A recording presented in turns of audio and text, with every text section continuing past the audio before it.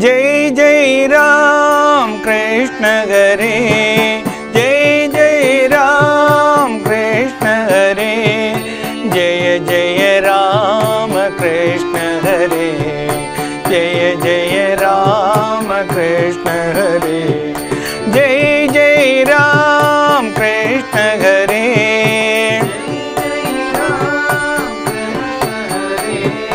जय जय राम कृष्ण हरे,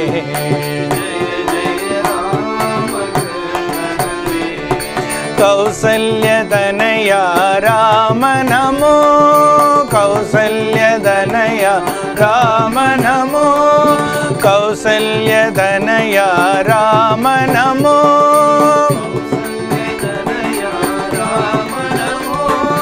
देवकी नंदन कृष्ण नमो, देवकी नंदन कृष्ण नमो, जय जय राम कृष्ण हरे,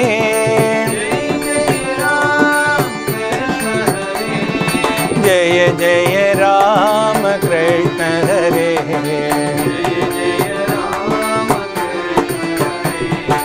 दशरथ नंदन राम नमो, दशरथ नंदन राम नमो, वसुदेव नंदन कृष्ण नमो,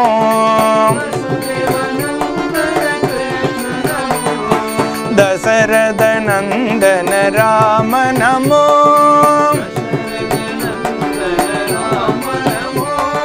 वसुदेव नंदन कृष्ण नमो,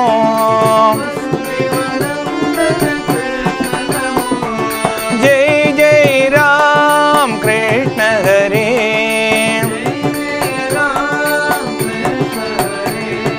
जय जय राम कृष्ण हरे,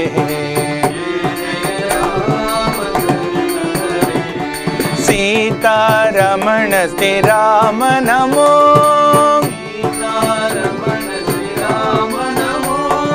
सीतारमण श्री राम नमो,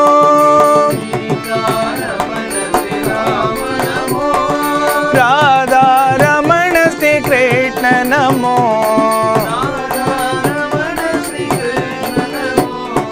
राधा रमण श्री कृष्ण नमो,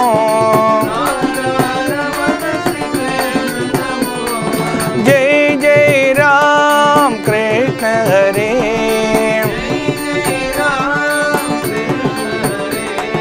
जय जय राम कृष्ण हरे,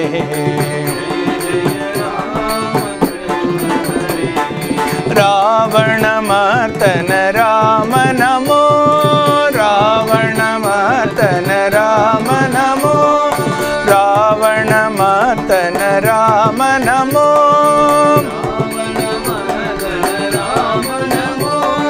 कंस विमर्दन कृष्ण नमो, कंस विमर्दन कृष्ण, कंस विमर्दन कृष्ण नमो, कंस विमर्दन कृष्ण नमो, जय जय राम कृष्ण हरे,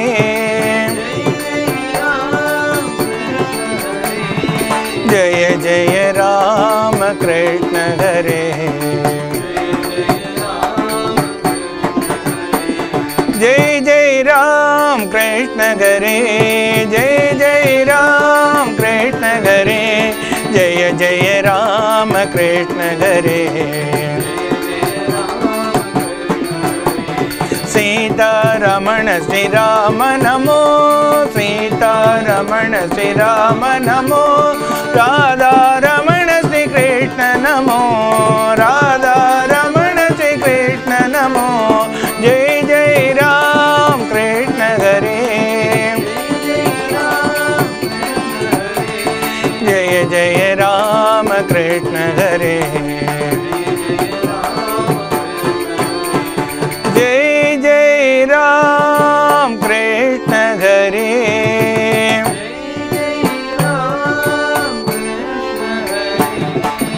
जय जय राम कृष्ण हरे,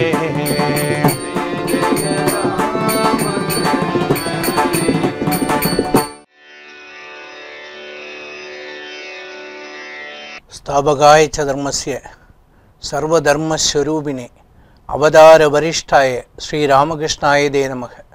जननीं शारदा देवीं रामकृष्णं जगद्गुरुं पादपद्मे दयोसृत्वा प्रणमामि मुहुर्मुहुः। नमः श्री यतिराजाय वेहानन्दसूरे सच्चित्सुखस्वरूपाय स्वामिने तावकारिणे। शारदां शारदां भोज वदना वदनाम्बुजे सर्वदा सर्वदास्माकं सन्देहं सुनेंगे। பக்த மகாஜனங்களே, நாம் தொடர்ந்து மகாபாரதத்தில் உள்ள முக்கியமான விஷயங்களை குறித்து சிந்தித்து கொண்டிருக்கின்றோம். மகாபாரதத்தில் கிருஷ்ண பரமாத்மா பஞ்ச பாண்டவர்களுக்காக அஸ்தினாபுரத்தில் தூது வருகின்றார். அவருக்கு மிகப்பெரிய வரவேற்பு அளிக்கப்படுகின்றது. ஆனால் எந்த வரவேற்பையும் அவர் கண்டுகொள்ளவில்லை. துரியோதனனும் வருமிடமெல்லாம் தோரணங்கள் அலங்காரம் போன்றவை கட்டி அவருக்கு வரவேற்பளித்தான். ஆனால் அவர் எதையுமே வெளிக்காட்டி கொள்ளவில்லை. துரியோதனன் அவனிடம் அவனுடைய அரண்மனையில் தங்குமாறு சொன்னான். அதையும் கிருஷ்ணன் ஏற்றுக்கொள்ளவில்லை. கிருஷ்ணன் நேராக விதுரனிடம் சென்றார். விதுரன் அரண்மனையில் தங்கிய பிறகு மறுநாள் அவைக்கு வந்தார். அவையில் துரியோதனனுக்கு அறிவுரை சொன்னார். ஆனால் எந்த அறிவுரையும் கேட்டுக்கொள்ளாமல் அவன் நேராக அவையை விட்டு கிளம்பிவிட்டான். இவ்வளவு பிடிவாதமாக இருக்காதே என்று எல்லோரும் சொல்லி பார்த்தார்கள். அவன் கேட்கவில்லை. அவன் சென்றது மட்டுமல்ல, அவனுடன் சேர்ந்து சகுனியும் கர்ணனும் எழுந்து சென்று விட்டார்கள். சென்றவுடன் அவன் அங்கே சென்றதும் திட்டம் தீட்டினான். துச்சாதனனை அழைத்தான். இந்த கிருஷ்ணனை இனி வெளியே அனுப்பக்கூடாது. இவன் வெளியே சென்றால் நமக்கு வம்பு வந்துவிடும். எனவே இவனை இங்கேயே கட்டி போட வேண்டும் என்று முடிவு செய்தான். அவர்கள் செய்த ஆலோசனை ஒற்றர் மூலமாக அவைக்கு தெரிய வந்தது. அவையில் உள்ள அனைவரும் அந்த மாதிரியெல்லாம் செய்யக்கூடாது. அவர் தூதராக வந்திருக்கின்றார், அவரை அவமதிக்கக்கூடாது. பரம்பொருளுக்கு சமமாக மக்களால் வழிபடக்கூடியவர் அவர். அவர் துவாரகை நாதன். ஒருபோதும் அந்த மாதிரி அவரை செய்யக்கூடாது என்று சொன்னார். எல்லோரும் பேசுவதை கேட்ட கிருஷ்ணன் என்ன என்று கேட்டான். விதுரன் சொன்னான், கிருஷ்ணா, உன்னை இங்கே கட்டி போடுவதற்காக துரியோதனன் எல்லா ஏற்பாடுகளையும் செய்து கொண்டிருக்கின்றான். உன்னை எவ்வளவு முடியுமோ அவ்வளவுக்கு அவமதிக்கக்கூடிய ஒரு நிலையில் அவன் இருக்கின்றான். இதற்காகத்தான் நான் முன்னே உனக்கு எச்சரிக்கை விடுத்தேன். துரியோதனன் யார் சொன்னாலும் கேட்க மாட்டான். எந்த பெரியவர்கள் சொன்னாலும் தூக்கி வீசி விடுவான். அவனுக்கு அவன் சொல்வது ஒன்றுதான் சரி என்று படும். அது மட்டுமல்ல, உன்னை பற்றியும் அவன் நன்கு அறிந்தவன் அல்லன். நீ யார் என்பதை அவன் அறிந்தவன் அல்ல. இதற்காகத்தான் நான் முன்னரே உனக்கு சொன்னேன், எச்சரிக்கை விடுத்தேன். கிருஷ்ணர் சிரித்து கொண்டார். என்னையா கட்டி போடுவார்கள்? என்னை கட்டி போட்டால் என்ன ஆகும் என்பதை அவர்களே பார்த்து கொள்ளட்டும். விதுரா, நீ கவலைப்படாதே, அவனுடைய ஏற்பாடுகளெல்லாம் செய்யட்டும் என்று சொல்லி துரியோதனன் அநேக வீரர்களை அழைத்தான். நூற்றுக்கணக்கான வீரர்கள் வந்தார்கள். நொடிப்பொழுதில் வந்தார்கள். ஏற்கனவே அவன் திட்டமிட்டிருந்தான். எனவே அனைத்தும் தயாராக இருந்தது. பெரிய சங்கிலிகளை கொண்டு வந்தான். கிருஷ்ணனை கட்டுமாறு ஏவினான். ஏவி விட்டு, இப்போது நீ என்ன செய்வாய் பார்க்கலாம் என்று சிரித்து கொண்டே நின்றான். அங்கே என்ன நடந்தது என்றால், கிருஷ்ணன் தன்னுடைய விஸ்வரூபத்தை விளக்கினான். விஸ்வரூப தரிசனம் அனைவருக்கும் கிடைக்கும்படி செய்தான். அதில் என்ன நடந்தது என்றால், அனைத்திலும் கிருஷ்ணன் இருப்பதை பார்த்தான். எங்கு பார்த்தாலும் கிருஷ்ணன், எதில் பார்த்தாலும் கிருஷ்ணன். அங்கு நிற்பவர்கள் அனைவரும் கிருஷ்ணன். ஏனென்றால் பரம்பொருள் எல்லா இடங்களிலும் நிறைந்திருக்கின்றான் என்ற ஒரு தத்துவத்தை அங்கே நிரூபித்து காட்டினான். வீரர்கள் பார்த்தார்கள், திணறி போனார்கள், யாரை கட்டுவது என்று. ஒருவருக்கொருவர் கிருஷ்ணனாக தென்பட்டார்கள். கையில் பெரிய அந்த சங்கிலி வைத்திருந்தார்கள். அதை வைத்து யாரை கட்டுவது என்று ஒரே அவர்களுக்கு குழப்பமாகிவிட்டது. ஒளி பொருந்தியவனாக எல்லோரும் தரிசிக்கக்கூடிய வகையில் தன்னுடைய விஸ்வரூபத்தை அனைவருக்கும் காட்டினார். எல்லா தேவர்களும் அந்த விஸ்வரூபத்தில் அடங்கி இருந்தார்கள். அப்படிப்பட்ட ஒரு விஸ்வரூபம் அங்கே காட்டப்பட்டதும் கண் தெரியாத அந்த திருதராஷ்டிரன் கூட கிருஷ்ணனை தரிசனம் செய்தார். அந்த பேரொளியை தரிசனம் செய்தார். எல்லா இடங்களிலும் கிருஷ்ணன் நிரம்பி இருப்பதை திருதராஷ்டிரன் கண்டார். அங்கிருக்கக்கூடிய பீஷ்மர், விதுரர் போன்ற பெரியோர்கள் எல்லோரும் அந்த தரிசனத்தை தரிசித்தார்கள். துரியோதனனுக்கு ஒரே குழப்பமாக இருந்தது.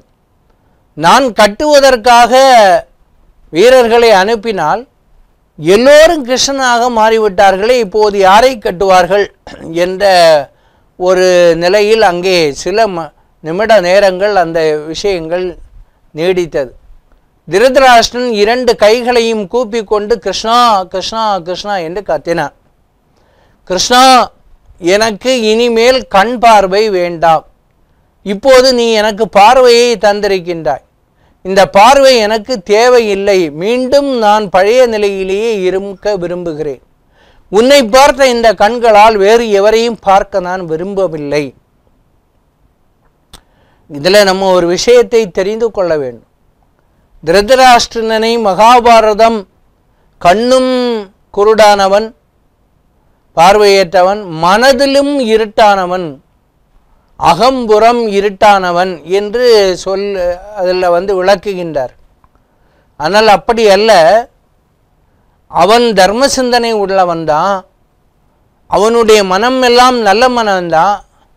ஆனால் ஒரே ஒருவனுக்காக எதையும் இழப்பதற்கு அவன் தயாராக இருந்தான். அது துரியோதனன்.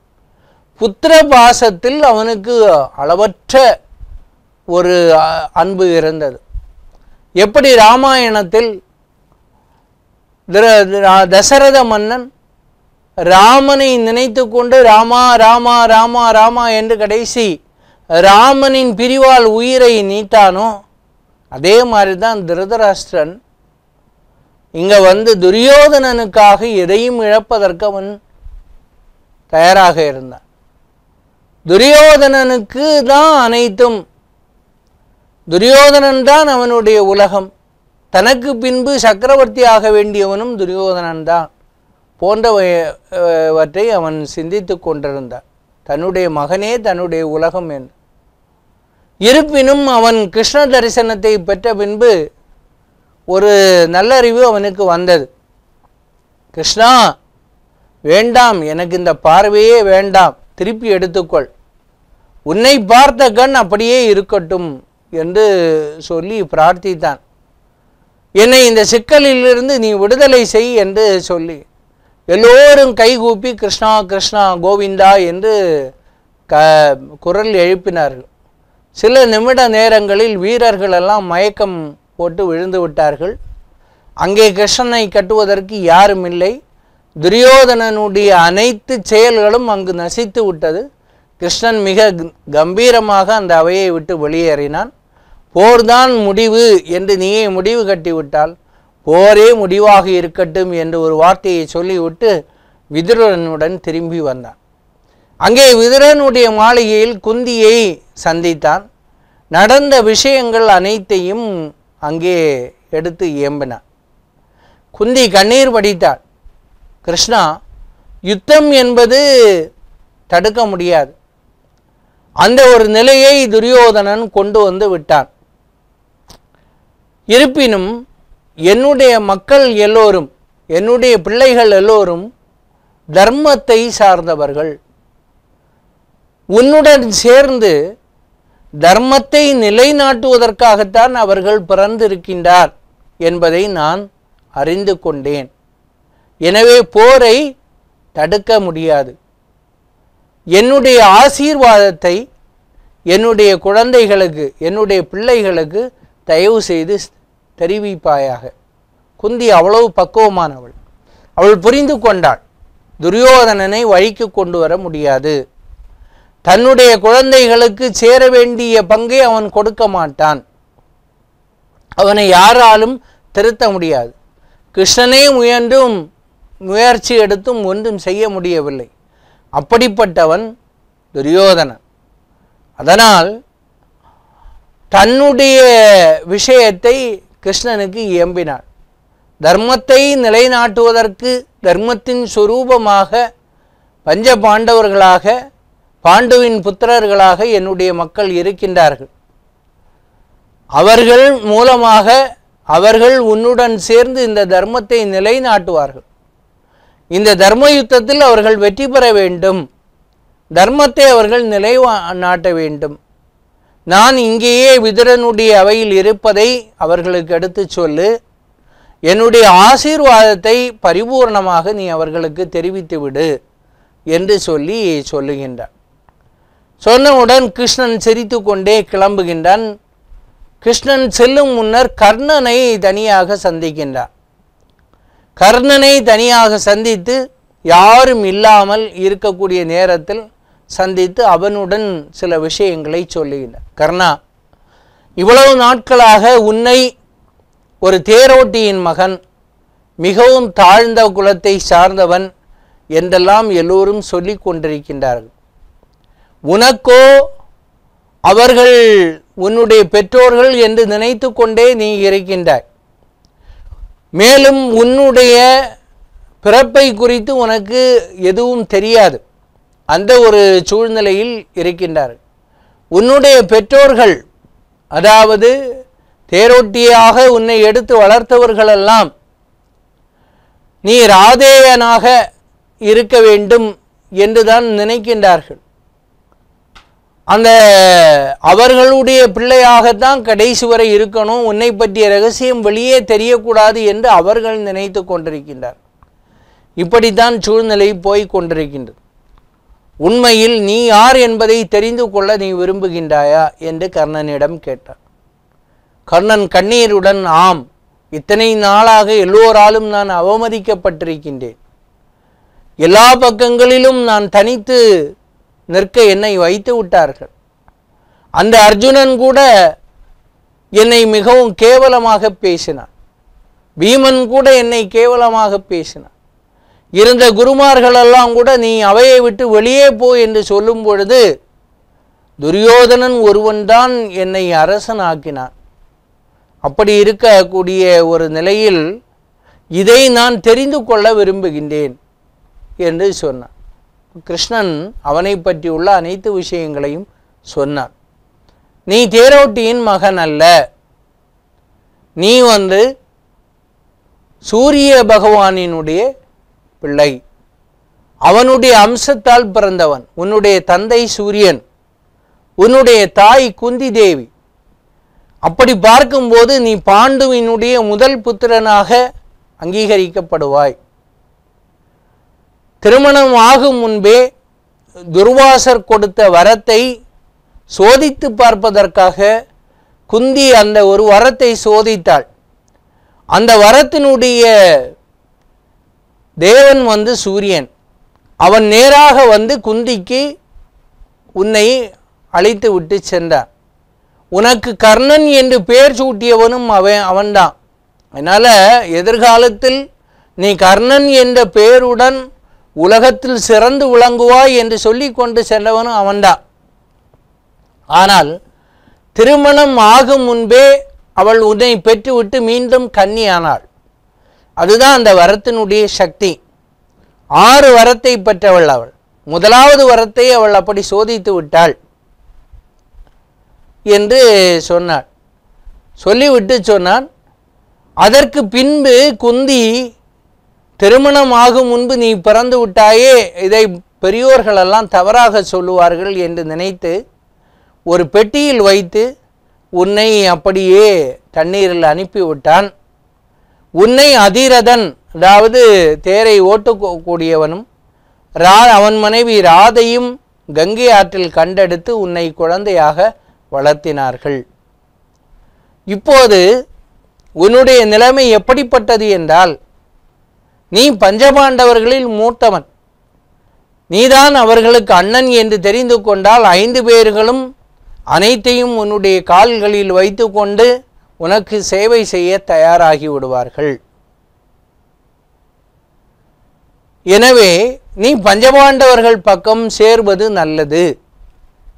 இரண்டாவதாக துரியோதனனுக்கும் நீ யார் என்பதை தெரிவிப்பாயாக. அவன் உன்னுடைய நண்பனாக இருக்கின்றான். தற்போது நீதான் பஞ்சபாண்டவர்களில் மூத்தவன் என்பதை தெரிந்துவிட்டால் அவன் இந்த ராஜ்யத்தை உனக்கு கொடுத்து விடுவான். உனக்கு சேவை செய்ய அவனும் தயாராக இருக்கின்றான். அங்கே பார்த்தால் பஞ்சபாண்டவர்கள் ரொம்ப நல்லவர்கள். அவர்களுடைய அண்ணன் என்று நீ தெரிந்து விட்டால் அனைத்தையும் உனக்கு கொடுத்து விட்டுவார். துரியோதனன் மிகப்பெரிய அயோக்கியன்.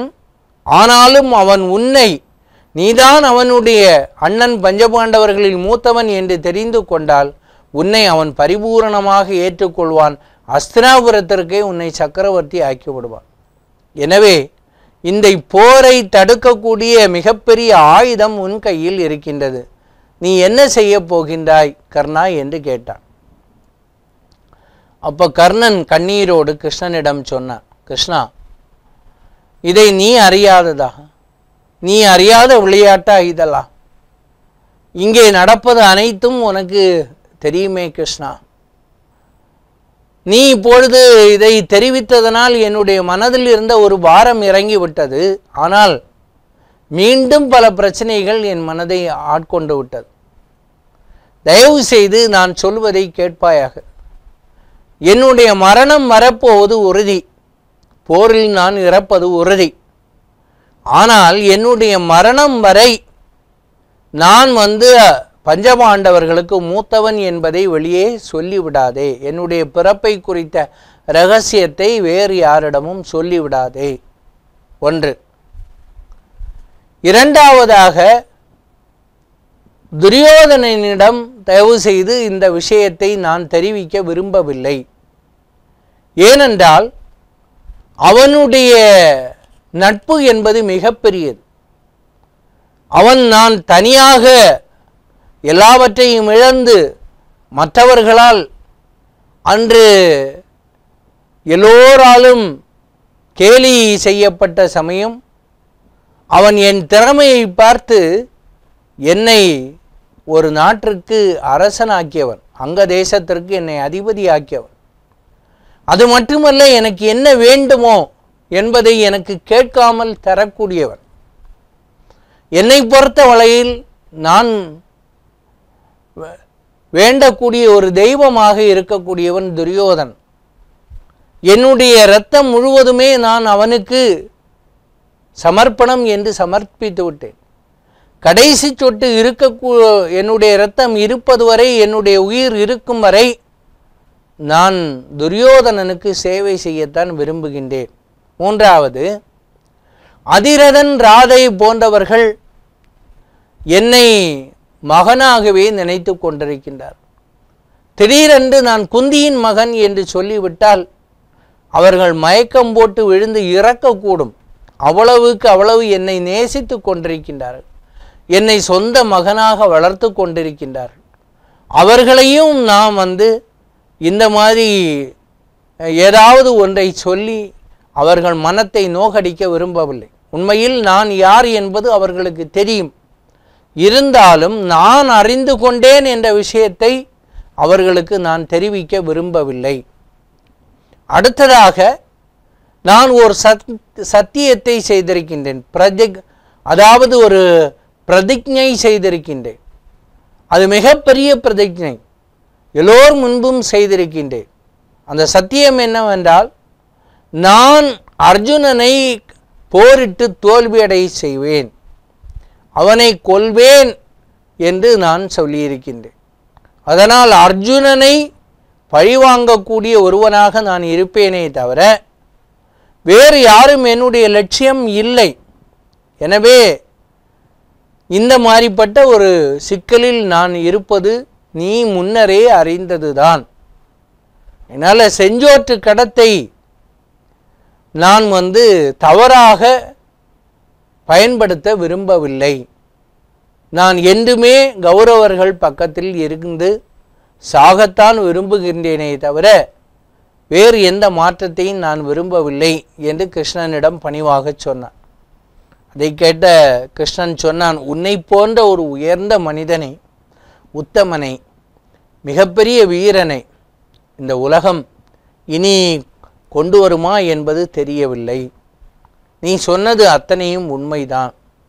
நீ உன் வழியிலேயே செல், நடப்பது நடக்கட்டும் என்று சொல்லிக்கொண்டே கிருஷ்ணன் அவனை வாழ்த்தி விட்டு அவனுடைய மாளிகையை விட்டு வெளியேறினான்.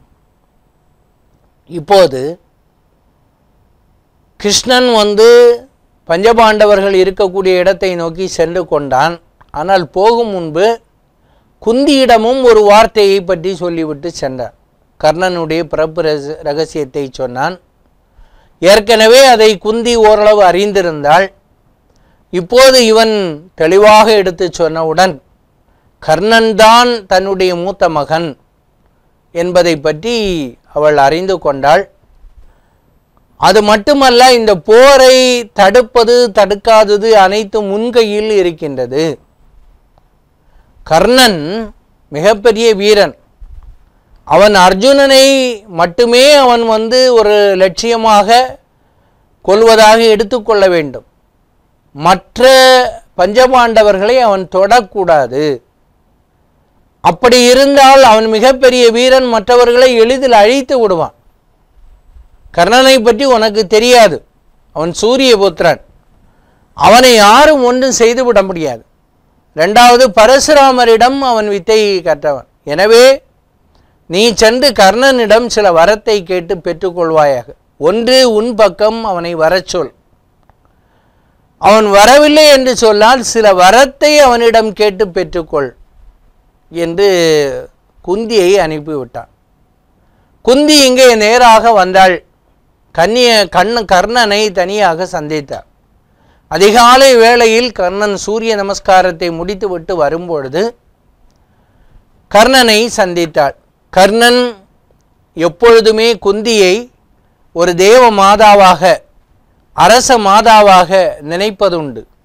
கர்ணன் அவள் காலில் விழுந்து ஆசீர்வாதம் வாங்கினான். இப்பொழுது குந்தி சொன்னான், மகனே, நீ என்னுடைய மகன் தெரியுமா என்று சொல்லி சொன்னான். கர்ணன் கிருஷ்ணன் சொன்னதை ஒன்றும் காட்டிக்கொள்ளவில்லை. அதற்கு அத்தாட்சியாக ஆதாரங்கமாக சில நிகழ்ச்சிகளை கேட்டான். அத்தனை நிகழ்ச்சிகளையும் குந்தி ஒன்று விடாமல் சொன்னான். கர்ணன் இப்போது குந்தி தன்னுடைய தாய் என்பதை பரிபூர்ணமாக ஏற்றுக்கொண்டான். இப்பொழுது குந்தி சொன்னால், மகனே, உன்னிடம் சில வரத்தை கேட்க வந்திருக்கின்றேன். இப்பொழுது நான் என்ன பெரியவனா உனக்கு வரத்தை தருவதற்கு?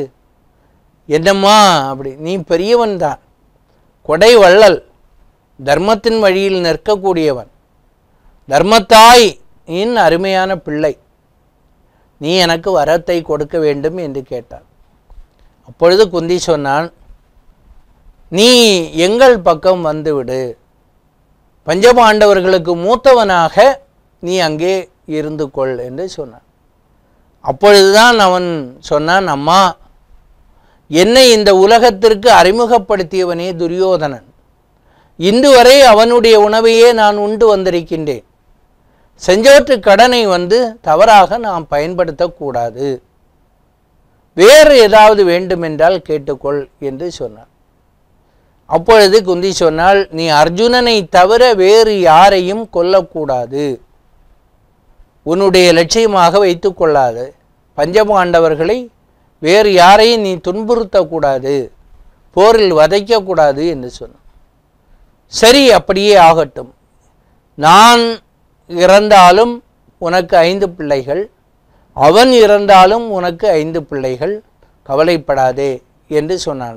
வேறு யாரையும் நான் துன்பப்படுத்த போவதில்லை என்று சொன்னான். அப்போது கர்ணனிடம்